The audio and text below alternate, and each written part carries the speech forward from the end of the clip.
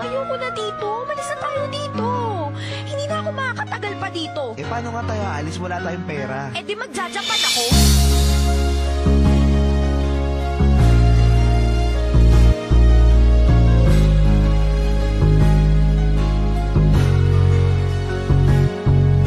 Babaeng itinuring kong asawa, kahit hindi kami kasal ay nagpasya na kaming magsama at mabuhay sa pamamagitan ng pagkanta. Kahit hindi sapat ang kinikita naming halaga, kaya kami ay nagpasya na manirahan sa Maynila dahil kailangan namin ng mas malaking kita. Nagtiis kaming umupa sa mainit na lugar dahil yun lang ang kaya ng aming perang napundar. Tumagal ang ilang araw at halos isang buwan, napapansin kong ang hirap ay di mo na matagalan. Kaya nung minsan ay may nang alok sa iyong mga ibang bayan para sa ating pangarap, di ka na nag-alinlangan. Lahat ginawa mo upang ika'y payagan ko. Nagtiwala ako sa sinabi mong hayaan mo. Isang taon lang ako doon, hindi ako magtatagal. At pagbalik ko pangako tayo ay magpapakasal. Kung nasaan ka man, lagi mong tandaan na may naghihintay sa iyo at umaasa.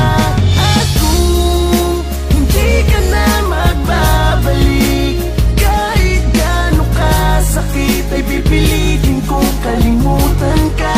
Kahit mahal kita, sobrang pangungulila, ako ay nanghihina dahil sa chat at sakam na lang tayo nagkikita. Hanggang sa ang ating komunikasyo'y naging madalang at tumagal pa nga sa'kin, ika'y laging wala ng paramdam. Ganun pa man ay ginawa ko ang lahat, ako'y nagsikap upang sa'yo ay di maging pabigat. Di ko na malayan na 3 taon na ang dumaan, kaya ako ay nagpasya na sa Japan ika'y sundan upang tulungan ka sa pag-abot ng ating pangarap. At sa aking pagdating, ikaw ang una kong hinanap.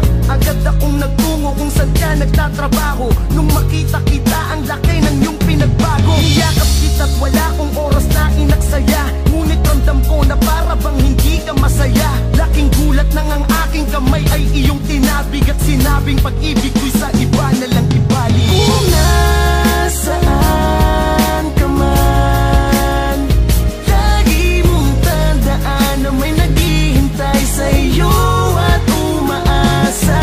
At kung hindi ka na magbabalik, kahit gaano kasakit ay pipilitin kong kalimutan ka.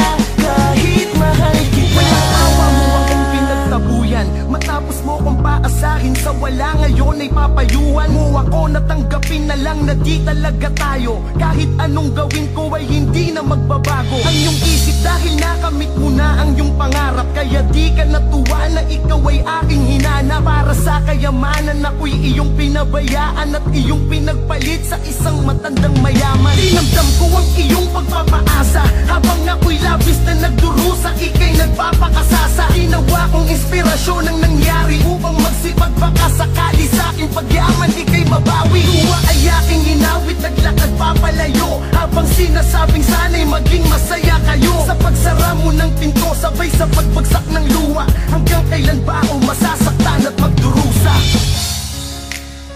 Ganun kadali? Hindi mo ba nakikita, Benjo? Maginhawa na ang buhay ko. Nakukuha ko ng mga gusto ko, natupad ko ng mga pangarap ko. Hindi pa ba maliwanag sa'yo yun? Ayoko na bumalik sa masikip at mainit na lugar natin sa Pilipinas. Ayoko na makaranas ng kahirapan. Ayoko na, Benjo. Kaya please, umalis ka na. Hindi ako alis, Umalis ka Cherry. na. Hindi ako alis hanggat hindi kita kasama. Ayoko na sa'yo. At sa aking ilang taong pagtatrabaho sa Japan, kahit gano kahirap ay kinaya kong pagtyagaan. Dahil sa kagustuhan kong ika'y bawiin, di ko inasahang may darating upang ang lungkot ko'y pawiin. Isang babae na di umalis sa aking tabi nung mga panahong binabalot ako ng bigati. Mabigat man ang loob ko'y nagawa niyang pag-aanin, kaya di nagtagal siya'y aking natutunang mahalin. At lumipas pa ang ilang taon habang kami nagtatagal, ay nagpasya na kaming dalawa na magpakasal. Kami ay naging masaya't wala na akong mahihiling, ngunit di ko inasahan ng iyong biglang pagdating. Ika'y umiiyak at sa'kin nagmamakaawa at sinabing hiwalay na kayo ng iyong asawa. Kala mo sa iyong pagbabalik ako'y natutuwa, lakas pa ng loob mong sabihin ika'y mahal ko pa. Kahit na konti sa iyo'y wala na